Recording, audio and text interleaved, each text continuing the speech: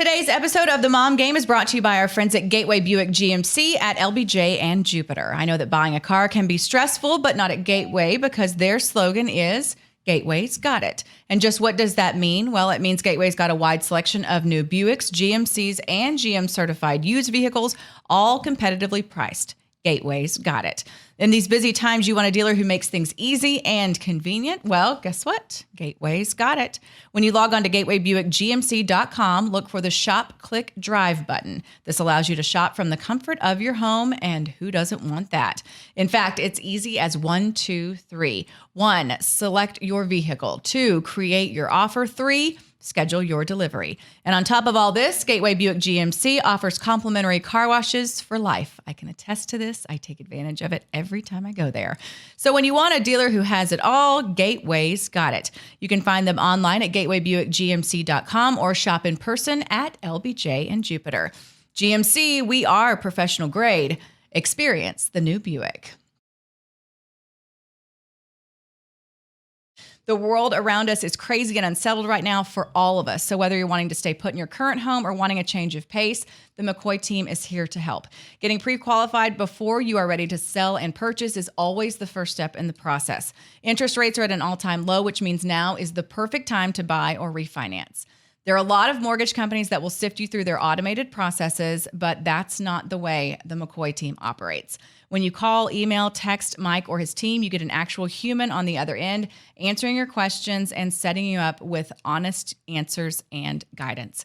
I know because I live with this man and he is constantly on his cell phone. Mike and his team operate in full disclosure, much like me, and will get you prepared for any purchase or refinance. Here's the deal, though. He's not going to get you in over his skis. If you can't afford a new purchase or refi, he's not going to recommend it. I know it may sound cheesy and I know I'm biased, but my dude will take good care of you. This is his thing and he takes great pride in it, and I am super proud of him and his team. So give him a holler, 817-987-2200, or schedule a free no-obligation consultation at McCoyTeamMortgage.com. And I am required to say this, he said. NMLS number 402132, Equal Housing Lender. All right, we have another sponsor that we have to give a little bit of love to now at this point in the show, and then we will welcome in a guest for the rest of the way. Your health and safety are a top priority at Baylor Scott & White All Saints Medical Center, Fort Worth, Joan Katz Cancer Resource Center. If you need to visit the cancer center or the hospital, their commitment to serving you safely has never been stronger, which is, of course, very important right now.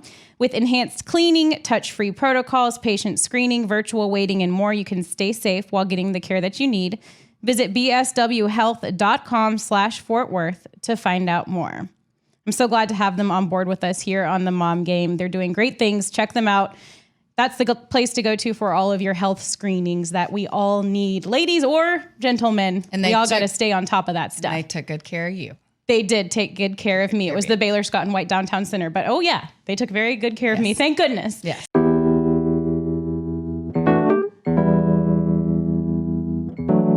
And here he is, back by popular demand and out of necessity, the official spiritual advisor of the Mom Game, my pastor, Lance Marshall from Fort Worth United Methodist Church, the Gathering Service, which is where I attend. Lance, we're thrilled to have you back. And I want to preface this by saying I think people get sometimes weirded out. I mean, we talked about this last time. You get a little bit intimidated, weirded out by pastors, preachers. Yeah, I'm being so weird. I'm really trying to tone it down myself. Just in general, not you. General. But I think, but what I want to say is, if you didn't hear Lance last time, the thing I love about going to his services and the thing I love about going to church is not really because of, and I love our church, but I love the way that Lance presents messages. I love the way he's real. He's down to earth. He's not shoving, anything in your face. No. It's very real world and practical. Yep. And that's why we have deemed him the spiritual advisor of the Mom Game. What an honor. Yes. You are also a parent, and you sent me the most incredible parenting video earlier today that just showed how much you are crushing parenting of your, how old is she? My 4-year-old daughter. Yeah. And she's just crying, and you can't really figure out why she's crying, and she's still crying, and you're asking her questions and she's crying. So obviously, you don't have it all figured out, right? So Certainly tell me not. What was going on, and what is this problem that you can't solve, sir? It's it is a tool that she has in her tool bag that she will employ occasionally is just the low droning wail. I don't know if y'all have encountered that in your parenting experiences. Oh, yeah. Extended. Yeah. She's like, I got one that this will really knock them for a loop. What if I just drone on for this like half crying? And it was she didn't want to do something. And she didn't want to change out of a pull-up that needed changing. And that was just too much to ask. It was too much of a journey. I was putting too much on her. I didn't get where she was coming from. Yeah. So and you did mention you've got the potty training regression, which has got to be fun. I mentioned before we went live, one of the things that was really helpful for us was a book called Touch Points by a pediatrician named T. Barry Brazelton is his name. And one of our friends is an actual expert in parenting. That's what she does. She's a professor at TCU in child development, and she's an expert in parenting. And she does a really good job of not gloating about it, which I appreciate. And she recommended that book to us. And one of the things that book highlights is that regression happens. And if you know that that's going to happen, and sometimes in your parenting, it helps you when you experience it, because regression, whether it's in sleep or food or potty training or behavioral outbursts, regression is heartbreaking. So I'm hanging in there because I knew it was a possibility, but I look forward to unregressing on some of this potty training work. Okay. So on a different but slightly similar note, my dog regressed this morning. Oh no. No. He regressed. He regressed in the same spot that he's regressed to a couple of times. Why does he love regressing in that one spot? Over the last, this has only happened like in the last 3 months. It's happened like 3 times in the last 3 months. We've had him for 3 years. Yeah. 4 years. Never went to the bathroom in the house. He found a spot, and it's a spot that's also got a coffee, like a wicker coffee table. Yeah. So he hikes his leg and it gets on the wicker. And it's not like just a hardwood coffee table. It's wicker. So it's in there. Yeah. And then it's on the carpet. And I can't figure out so does the Brazelton woman, does she deal in pets too? Or I don't think so. That might be a whole different section of YouTube. I'm sorry. Yeah. Also too, I told you that because I want you to feel better about that regression. It's not just in your house, it's also in mine. And at least you can slap a pull-up on your daughter. I can't do that much with the dog. That's true. The dog diapers are harder to pull off. They are. Okay. Well, the reason I wanted to have you on is, first of all, we love having you on. We love to talk parenting with you, touch base with you. But I've noticed that among a lot of my friends, a lot of my peers, a lot of people in general, are just having a hard time. Yeah. Like there's loss happening. There's loss of life. There's loss of jobs. It's just everyone's so on edge. We don't know what's coming. It's just a really sucky time. And we're trying to figure things out. And so I guess as our spiritual leader, how do you keep our emotions and our spirits high?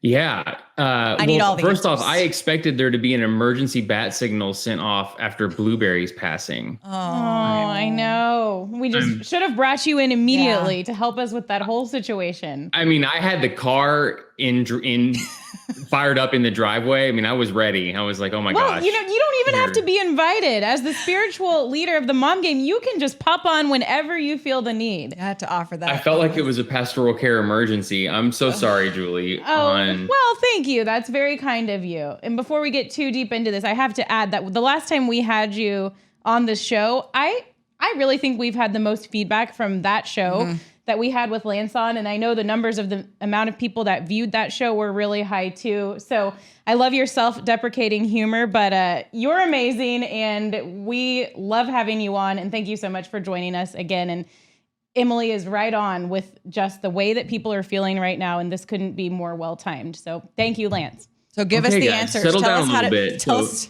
how to get happy. Here we go. Key to happiness is low expectations now. Let's just... So, this might be a little too on point, but maybe if we could use the real experience of Blueberry's passing and the real grief and loss that experienced as maybe an entry point into this conversation, because Julie, I heard you discuss it a little bit on the Super Bad Radio and on this show as well. And you felt, in a way that's completely understandable, the need to qualify it by saying, like, you know, I know a lot of things are happening. I know people are losing family members. I know this is just a cat. You know, you felt like you needed to qualify that loss a lot. And then you went, yet also here's how I'm feeling. Right. And like, I know it could be worse, but this is what's happening. Right. This is what. But that's not how life works. Right. Like, you know, some people can be in the midst of experiencing real loss, real hurt, real pain. And yeah, other people somewhere else can be having it worse. That's totally true. That doesn't discount or undermine the real hurt, the real pain, the real loss you're going through. And so one of the things you can really do is give yourself permission first to not be okay. Mm-hmm. You know, Emily, one of the things that you're asking is all these people, you know, you're mentioning the people that you socialize with, people that you work with. I imagine the people that your kids go to the same schools, like these extended networks of people. And it's really easy to see this in group context. It's a lot of people refuse to give themselves permission to not be okay. Yeah, I think that's very true. Right? Like they have this veneer that they feel like they have to put on to other people, or let alone to themselves. They're not ready to even acknowledge their own weakness or struggle. Mm-hmm. And so you ain't going to get better if you can't acknowledge the fact that you're not struggling. And I think, like you said, to your point, part of that, right, is allowing yourself to struggle with whatever it is you're struggling with, even if it's not as bad as the person next to you. Yeah. I mean, that's a really great point, because I think you feel like with Blueberry, Julie, like you felt guilty, like that you were in the middle of a pandemic and your cat died and you're very sad about it, but you don't feel like it's worthy of being that sad about because of what else is going on in the world. Right. Yeah. And obviously a lot of people have actually lost loved ones right now because of this. Maybe multiple, maybe more than one person they know has passed away. And that's a huge chunk of it. I mean, that is loss at its core, right? Actually losing a family member or a loved one. But then you have all these other things going on too, where people are losing their jobs, like restaurants are going out of business, stores are going out of business, people are losing their income. People are isolated. So that's a whole nother thing. People are alone. They're not getting to socialize and see the people. They could be healthy. All of their friends and family could be healthy, but they still can't see them.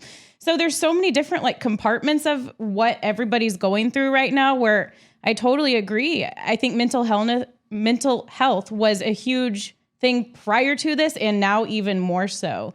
But it's true, no matter what it is, I think people might have a hard time coming forward with why they're struggling, because maybe it's not good enough, or maybe they don't feel like they should even have the feelings they do because they haven't lost anybody, or because they haven't gotten sick. But there's all these other things that I think people are struggling with, which is another reason we wanted to chat. One of the things we visited with last time that I was here was my own health drama. And if anyone hasn't listened to the first episode, I've had some significant bouts with cancer and other associated really big problems. And some of the people that are familiar with those stories will find themselves talking with me and then going like, well, I can't believe I'm complaining about so-and-so and so when you went through what you went through.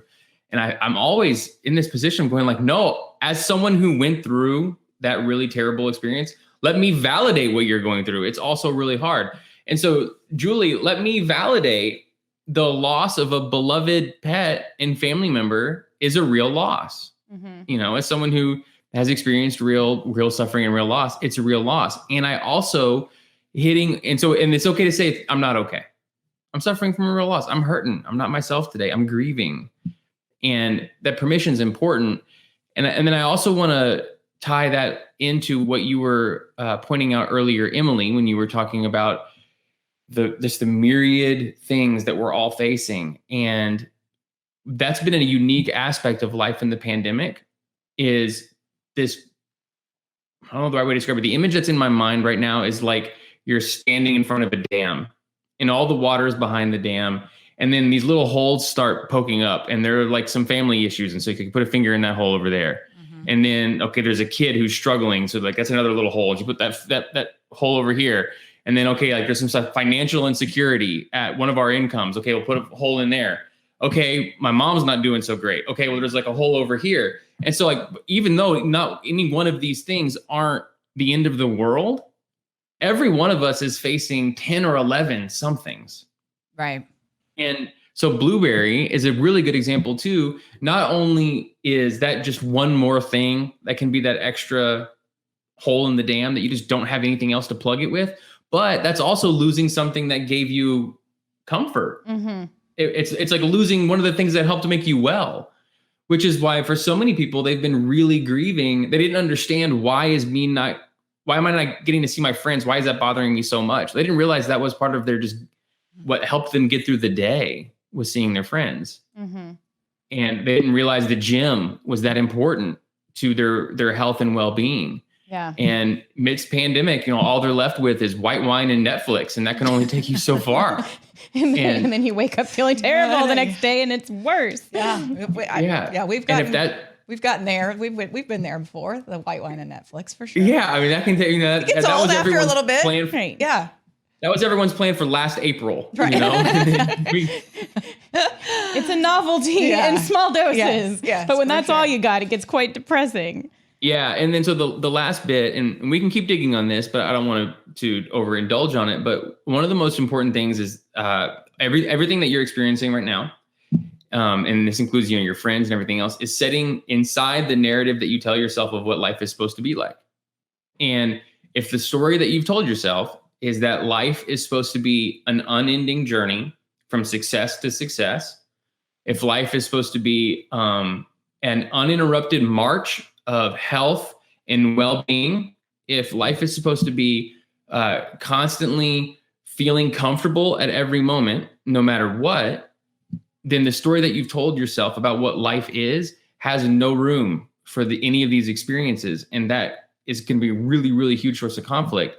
And like Emily mentioned, I'm a pastor. I'm from the Christian tradition. And so one of the really important messages of the Christian tradition is a very clear expectation that the terrible things are still going to happen in the world. The world's a free place, and a consequence of the freedom and the freedom of everything in it, and the freedom of the created order itself, which gives way to things like disasters and viruses and things like that. The chaos of that freedom does include real moments of suffering. And the promise isn't that you won't experience hurt, loss, pain, difficulty, regression. Mm-hmm. The promise is that you won't ever be alone. Mm-hmm. The promise is that you won't ever be cut off from that which can sustain you, energize you, help you put one foot in front of the other, help you forgive yourself, help you be healed. It's not that you're not going to experience these really difficult trials and challenges. That's not the story. The story is that even when you do, you'll never be alone, and you'll never be cut off from that which is there for you and can sustain you. So it depends on that story that you're telling. And a lot of people are realizing they didn't ever consciously think that they were telling themselves a story that life was always going to be easy, but they weren't set up for hard. Yeah. Or they weren't set up for this hard. They weren't set up for, you know what I mean? They were set up for maybe some minor setbacks, maybe a little. Yeah, no here one and there. planned for this. Right. Okay. One thing I do want to ask you too.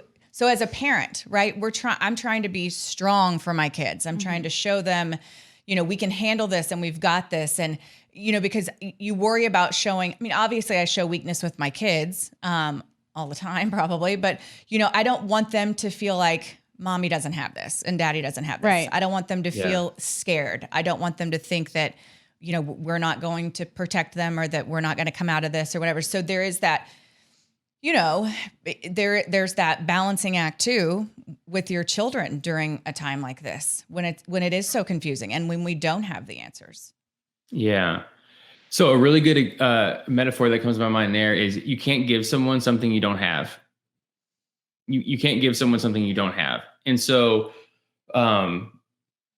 for example, like when it comes to conversations about suffering, about endurance, et cetera, one of the things that the first thing you can do when it comes to your kid is check in on yourself. How am I doing? Am I doing okay? And that doesn't mean that you get to just put away everything and not be there for them when they need it. But you've got a lot of what's a good reason to focus on yourself and figure out. And for some people, that's really hard. And I don't mean just like a day at the spa. Those things are all great, but I mean like really look at like, am I actually ordering my life in a way that's sustainable? or am I not? Because where kids are going to be, they're going to catch a lot more than you tell them, meaning life is much more caught than taught. And so, for example, we have at our church a really gifted and talented youth pastor. She works with the youth at our church. And a lot of the youth at our church are some of the just like crazy smartest kids you've ever seen. It's like Lake Wobegon. All the children are above average.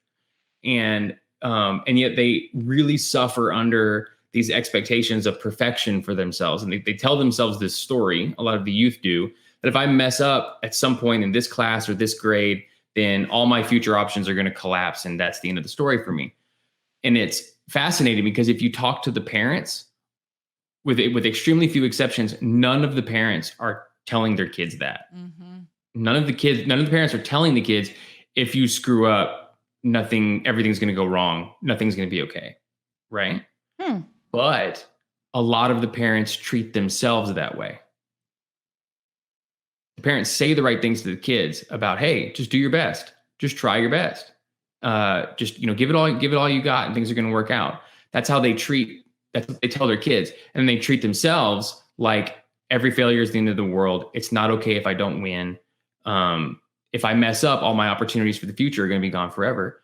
And kids are smart enough and intuitive enough to pick up on that. What did you say? Caught rather than taught? It's caught rather than taught. So true. They take in a lot just from watching us and seeing how we behave. Yeah, that makes sense. Always absorbing it. Yep.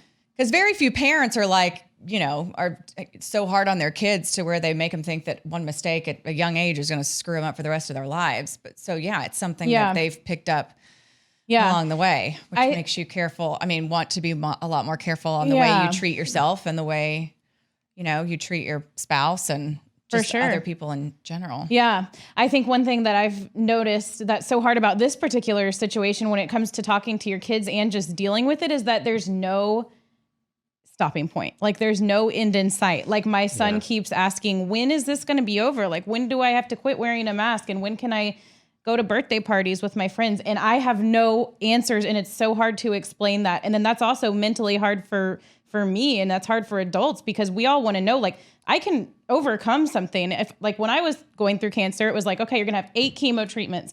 Then you're going to have a surgery and then you're going to have radiation. And if all goes well, you'll be through this, the hardest thing in your life that you've ever had to go through. This is so open-ended. And like you said, it's coming at you from every angle. So I think it's been hard to fight for so many reasons. That's a big one of them. And then it's also hard to explain to the children because we don't know when it's all going to end. Yeah.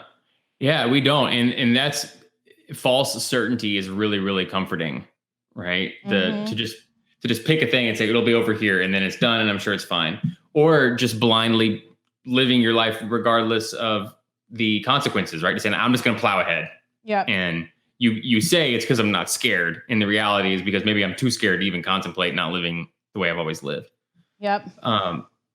And so, yeah, you're really right, Julie. But, one of the things that was, remember when you told the story about your daughter after Blueberry's passing? Uh-huh. Do you remember? Yeah. I listened to the episode recently, but do you remember what she did? Yes, where she immediately, like 5 minutes after we told her what had happened, she kind of walked out the door, and I thought she was next door playing with the neighbor, and she had actually gone to 2 different houses asking if she could see their pets. Like she wanted to see the doggies to give them a hug. That's just what she was pulled to go do at that moment in time. Sweet girl. Yeah. Yeah. And so, and what I got out of that was my own experience of talking with kids about death and loss is that they get it in a way that we're really surprised by every time we encounter it. Like a lot of kids really get it in some ways. I mean, that's age 2. Yeah. That's age 2, right? I mean, that's nuts. She just kind of gets the value of life and the goodness of life, et cetera. And so one of the things that you are pointing out and you're mentioning, right, there's questions, right? Like when does this stop? When does this stop? So every day I lead a 9 a.m. time of prayer and devotional. And it's, which, man, that just sounds so churchy, doesn't it? Whew, that's like off the That's like off the Super radar churchy. church. Yeah, those are 2 big words on the bingo card, but that's Super fine. Gosh, That's all right. devotional. Oh my That's God. all right. You're a spiritual Yeah, that was advisor. big. So You're allowed to. You're a preacher. I lead a really cool informal Facebook hangout. We're actually on Twitch. Yeah. Yeah. Oh no. Yeah, Streaming. that's exactly right. I've got a Discord server that everyone logs into, and it's pretty sweet. Not against it actually. If I could teach anyone in the church how to do it, it'd be a way better platform. One of the things we do every day in that time, I read a couple pieces of scripture and give some background to it, and then I lead everyone who's there. It's about 50, 60 of us, and I lead us all in an individual. It's called a prayer of examen. It's a really ancient Christian practice. It comes from the Catholic tradition and St. Ignatius of Loyola. And it's a practice of kind of a structured time of prayer. And the prayer begins with recognizing the blessings that you have. The prayer begins every single day. I like leading that. all these people. And the first thing is, what are the blessings that we've received? God, the creator and the source of all good things. However, anyone on this who's listening to this understands it. You are the source of all good things. And those good things have not stopped in the last 24 hours. So I'm going to pause in my day. I'm going to reflect on that I like that. before I go any farther. So the first thing that's That's coming a to mind when you're blessing. talking with Ryder is like, yeah, Ryder, a lot of things are not happening like they could. We just had a 9-year-old birthday party over the weekend. And of course we had our COVID bubble over, and that was, and so it was not some of what the birthday parties have been in the past. It was not the trampoline park. It was not Chuck E. Cheese. It was not any of those things. And it'd be really easy, particularly for a 9-year-old, to exclusively consume or process that experience through the lens of loss. What's also true is that really most of his favorite people in the world were over here, and we had an awesome Nerf gun battle, and then he watched the Queen's Gambit. Now he's really into chess. So we had a chess tournament. Nice. And it was a pretty great birthday. Yeah. That sounds like it. He was really loved and really celebrated, and it was his birthday. And so an interesting exercise to be, not to give you homework, but We need when it. we're asking all the things you can't do, what are all the things we can do right now that we love, that we can do in a heart, right? Mhm. We can make our favorite meal right now. No problem. Mm-hmm. We can play with Cranberry right now. We can see the people that you are able to see right now. I mean, so that exercise of recognizing blessings in the midst of loss is a really unique teaching opportunity that you have for your kids right now. Because think how much harder that lesson would have been in the fall of 2019. Appreciate the things that you have in your life. And we've been like, okay, I'm thankful for my Nintendo. I'm thankful for that. It kind of goes through there. But now when you've actually experienced the loss of some really powerful things, the presence of other things, it's much easier to understand as a blessing. Mm-hmm. So we do this, but we've done this for years with our kids. Every night at bedtime, we read a devotional, and then we go around, and each one of us has to say 3 things we're thankful for that day. So we do it every night before we do it on weeknights, and the kids go, and so they know every night then right before we go to bed that they need to we all need to have 3 things that Like you do we're that as a family? thankful for. We do that as a family, and That's then nice. they go to bed. I mean, nights that we're all home. Right. I mean, and now in the pandemic, I've been home every night, except for, the 2 months that we played baseball. And so, but we did it before. So when I'm gone working, Mike does it with the kids, and we try to keep that up during the week as, to kind of try to keep that. And it started as, I'm just trying not to raise a-holes, and I want them to be appreciative of the things, of things, period, of experiences, of things, of people, of life. And so it has been interesting to see how that's evolved, how the gratefulness has changed, and the things that they're grateful for now, as opposed to a year and a half ago. They're the things that they're saying. It really is the little things different now. You know what I mean? I'm sure. Yeah. I was just going to say that at night, I have a little prayer that I say with each of the kids. And then after that, I try to do a freestyle prayer, if you will. And it often turns into like meet the parents moment. And at some point where I just don't really know what to say, and I can tell you this now and we can laugh, I'm like, dear God, I want to thank you for another great day. And Ryder had another great day at school. And tomorrow it's going to be another great day. And I don't know what age it's going to be. He's going to turn like 7 or 8 and be like, Mom, what the heck are you talking about? Yeah. Like, God doesn't even understand what you're saying. So I'm glad that you have a good routine, because you mix it up for God. Beyond my little prayer, I don't know. I'm trying really hard, but I think he appreciates it. And he usually it ends with like, let's, I try to like, have it come full circle back to like better behavior or something like that, because when you throw God into it, like he's got to perform. God, help him put his shoes back in his closet tomorrow. He's got to perform for God. Like if he doesn't want to do it for me, he understands God and how powerful he is. He can't say no to him, right? So I don't know. I'm glad you have a nice and tidy, perfect little prayer time, because mine's an S show. If I can compare praying to an S show, I just did. You did. It's okay. God loves us even though we cuss. Yes, he does. Yes, he does. Right. Well, and it's not, trust me, it's not this perfect little thing. Usually we're yelling at each other. Right. No, but that's cute. But it's something, the structure's to there. Center everybody. Right. And something they can think about throughout the day. And they know at the end of the day, they're going to have to be grateful for something. We're yelling down the stairs and up the stairs. And then, but when we finally get that moment, it's like, a minute and a half of pleasantness among the family. I'm glad no one besides let's not act like God hears our prayers, because my prayers are please, they're all over the place. I mean, do you really think that I'm like calm and composed and whatever, like leading? In my mind, you are. Oh, it's so far from it. And God bless people. Yes, let's all come together as a family.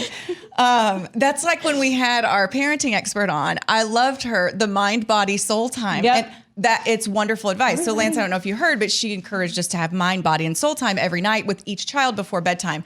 And I'm like, this is a beautiful thought. This is a beautiful idea. This is, I'm certain, a highly effective practice.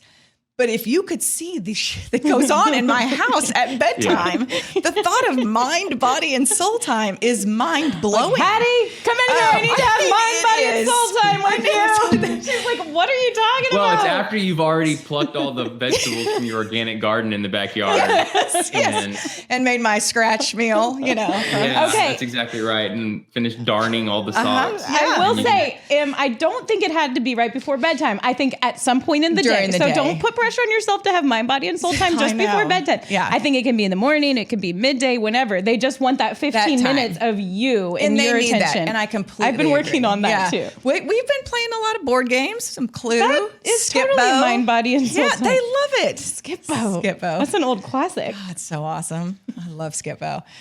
Okay. Spiritual advisor. Do we have any more questions for our spiritual advisor? I don't know. Do we have a minute to have one more serious? One more serious. Well, we wanted to talk a little bit about grief as well. And I know that this is something that you mentioned we have to talk to our kids about. It's also something that there's just really no answer for when somebody is going through it. I know you've obviously gone through it with your dad. My husband lost his mom last January. 2 years ago in January. And something he's dealing with every second of every day. I'm dealing with it for him. I'm dealing with it for myself because we just miss and love her so much. Anytime anything about grandparent talk comes up or anything, it's always top of mind.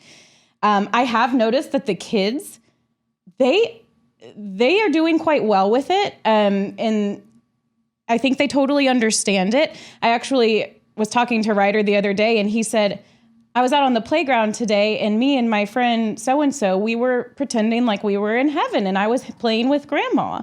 Aww. And it just made me so happy because I think this is obviously a giant topic and we don't have enough time to solve grief right now. But it seems like for kids, if it's something that, they can somewhat grasp and just the idea of having heaven or somewhere to say that the loved ones have gone helps them a lot. When it comes to adults, what's the first thing when you have to talk about this and deal with this? Because I know it's something that comes up a lot probably in your job. And it's something that is, like I said, there's no cure for it. And it's something that wears on people every day, whether it's you or it's somebody sometimes you just don't even have the right things to say to somebody. But it's something that is just a terrible part of life. Yeah. So the first thing I want to give is another image. And because one of the things that can be really hard for people is when they experience really, really strong I almost would say like symptoms of grief, that feeling of grief, like what's in your body. It's like when it like hurts. It's that pressure right behind your eyes that's it's gonna turn into tears any second. Sometimes it's really frustrating for people when they experience that after a long time. And one of the images that someone gave me once that I like to pass along is they'd say a really hard experience like that is like placing a ball into a box. And in the box, there's a button. And when that button is pressed by the ball, you experience really, really, really strong grief, just the incredible symptoms of grief. And immediately following a loss, that ball is really large and it's bouncing around that box and it's hitting that button multiple times a day. And you're feeling that grief. And what happens over time as you heal is that ball gets smaller and smaller. And it may get to the point where it only hits the button once a day. Or then maybe it's a couple of days in between the times when it hits the button. Maybe it gets to the point where it only hits the button once every 4 months. It's gotten so small. But every time it hits that button, the grief is just as strong as it was on day one. So what changes for some people as they experience some healing is the frequency of the experience of grief, not the strength of the experience. And that's just a really important and helpful framework, I think, for some people, because it gives them permission to understand I am healing. And I am getting better, and yet I do also have these really strong episodes of grief. And so putting that in a little bit of context is really helpful. Another thing that's important in times of non-crisis, in the normal and everyday times of our lives, is to think about death. And I know that's not something that most people spend their time doing. One of the things that I've said in church, and Emily may have overheard before, is I try to tell people that we've created this false image in our mind that the only death that's waiting for any of us is us to be 95 years old and for us to have experienced perfect health up until we were 94.99. And then we spend 3 days in the hospital, and then we pass away with all of our friends and family, themselves experiencing perfect harmony, holding their hands around our bed, singing, "Come Thou Fount of Every Blessing." And that's the only good death. And any other death is a tragedy. That's true. That's one of the stories we tell ourselves, is that if yeah. anyone passes away in any way other than 95 years old, surrounded by all their family after having experienced 94 years of perfect health, any other death is a tragedy. And I kind of want to ask, is that true? No. I don't think that's really true. I think it's really true that that's not the only end to life that can be okay. And so one of the things that I would ask someone who's really experiencing this grief is, are you subconsciously telling yourself the story that losing someone at this age or in this way or whatever was just unacceptable or tragic? Because in reality, or unfair, maybe that'd be even the better word. Have you convinced yourself that this was unfair? And because that extra pain can really put a big barrier to healing if you're just so angry about the unfairness of it. And I'm experiencing grief right now. I lost a close friend and coworker to COVID. Oh, so sorry. And yeah, I'm processing a lot of grief. He was one of the people that I worked most closely with, and he's a good friend of mine. His name's John Howard, and he's a great man. And I'm experiencing the grief a lot. And one of the things that I have to do is keep remembering what's really helping me, I guess, but make it personal. Of course, I have all the spiritual language, right? I have all I read the scripture at his funeral, right? I mean, I know pastor speak. I know all the pastors speak. I know all the churchy speak. I know all the words. And at the end of the day, I just it's reminding me that life is really precious and really uncertain. And it's the uncertainty mounted on all the uncertainty that I've been feeling for the last year that's really bothering me. And then that's bothering me more because I have 4 little kids. And so the idea that I can't certainly provide for them, can't certainly protect them, can't certainly be for them at all times, that's what's really bothering me. And so this exercise that I've been going through in my own life is realizing that, yeah, I've got grief over the loss of my good friend and my brother and my coworker. And I also have additionally all these other things that are hurting in me, that are alive in me right now, that are sensitive in me right now. And they're all getting brought out by the grief. They have nothing actually to do with that one individual or that loss, but they're all getting brought out. Yeah, that makes And sense. so what I have to tend to, and where I find healing, is when I tend to the other things that are being uncovered by that grief. The fear, the anxiety, the concern, the just feeling like I'm living in a washing machine for the last 12 months and don't know what's coming around the next corner. Yeah. And so yeah, I think I think you see that a lot. No, I was just going to say, I feel like you see that a lot with this when you talked about the river of the water washing over and how you try to plug the holes.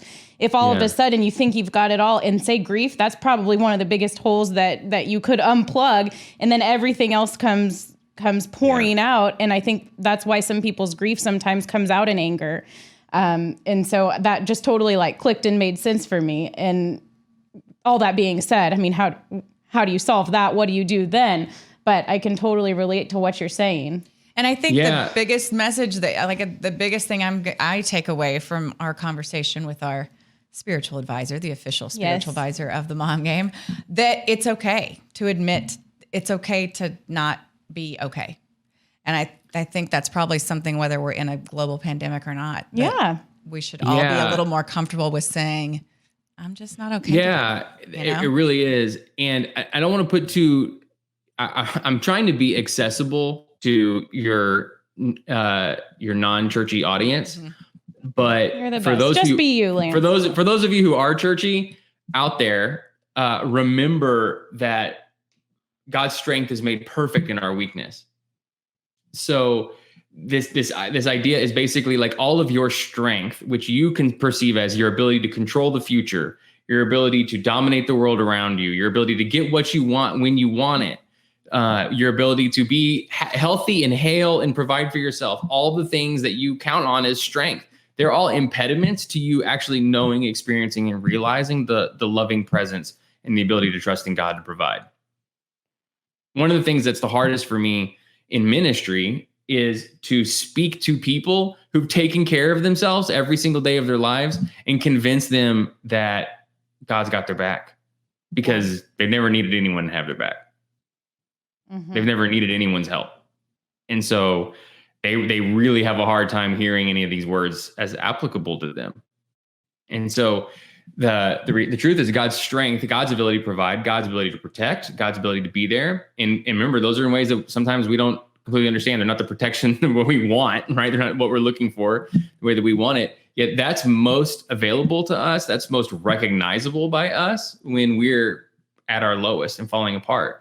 To the point where if you came to Buongiorno Coffee in Fort Worth, and which is a shop I meet a lot of folks at, and you said, I want to experience the grace and presence of God today. Like, I want you to show me the grace and presence of God in the middle of downtown Fort Worth. I would not walk you down to Sundance Square, where I could show you millionaires or maybe a couple billionaires, depending on who's in town, right? Or show you amazing pieces of artwork or a beautiful city. I would walk you down to our mission, the First Street Methodist mission, where we serve homeless, where we serve the working poor, where we serve family members who are caring for infants who aren't theirs, where we serve people who just literally got let out of jail down the street and walk down to us. We're waiting for Joe Exotic. Oh yeah. And I would show you those people. You will have experienced more people there will be able to testify to the grace and the presence of God in that environment because they've experienced it more, because their eyes and ears have been open to it. And that's not glamorizing poverty at all. That's not it's celebrating poverty or really tough times. I'm just telling you that's been my experience. Is the people who have come to confront their own weakness the most are the one who have experienced God's strength. And so there's my sermonette. I love it. Pass the plate. Well, You know, you're always welcome to join us if you We'll need. have if you you need to back have soon, some laughs, trust me. we don't have to always talk about anxiety and grief We're and going to talk hard about stuff. your kick-ass parenting skills. Yes, we need What's up to. with the Mavs, guys? Anyone? What's the So plan? bad. I mean, it's been 10 years and we haven't advanced in the playoffs. I mean, is this open for conversation yet, or is it still I got a don't force know. field? Speaking about grief, I'm like, if I see one more hero shot of sad Luca at the end of a Mavs game, Sad I think. Luka. I mean, I Well, I'm almost over cry here on every Hulu time they having to show watch him. recaps on YouTube. I know. So. Lance did text me like a month ago and was like, "So, how serious is this TV deal going to be?" Oh I gosh, was like, he's like, "Do you have any insight?" you might want to find some alternate programming options. Yeah, well, that's tough because that the company that offers that programming and me broke up like a bad girlfriend in high school. We don't do business anymore. Okay. So Gotta I'll get have to your figure Mavs. something out. As long as you find a way, that's all that matters. Find a way. Love will find a way. It's a good song. Okay, Lance, you're the best. Thanks so much for being the official spiritual advisor of the Bomb Officially Game. official. Yep. I appreciate And it our all. first competition. two-time guest, repeat guest. I know. How about that? Going on the Wall of Fame. All right, you're the best. We'll get you a You got it. certificate. Bye, y'all. Take care. No, not yet. You got to do Mom Game out with the peace signs. Oh yeah. Yeah. Mom game out. Mom God bless y'all. game out. Thank you, Lance. Mom Game out.